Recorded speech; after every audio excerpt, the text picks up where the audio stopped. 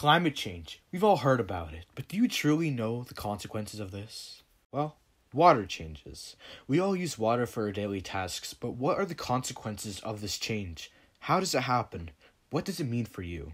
Well, we can start looking at our main factor, climate change. In simple terms, climate change is a result of various human activities like burning fossil fuels, for instance, increasing the overall temperature of the planet.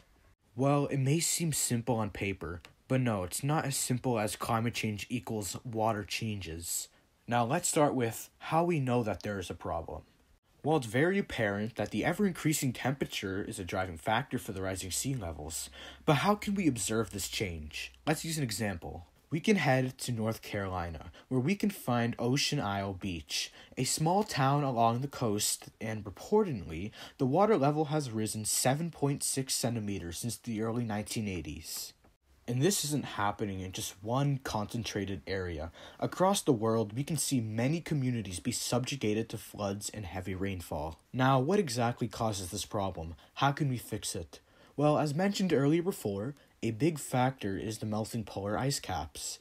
But we can also factor in other increasingly intensifying natural disasters like hurricanes from climate change. Hurricanes grow by picking up water vapor from the evaporating ocean water. As climate change makes our planet warmer, more and more of this water gets evaporated to then be picked up by a hurricane, which then intensifies it over the consumption of this water vapor. The result of this is the extreme categories of hurricanes, such as Category 5s. Now, what are the consequences of this? Well, it wouldn't be the perfect habitable planet we've all grown to love.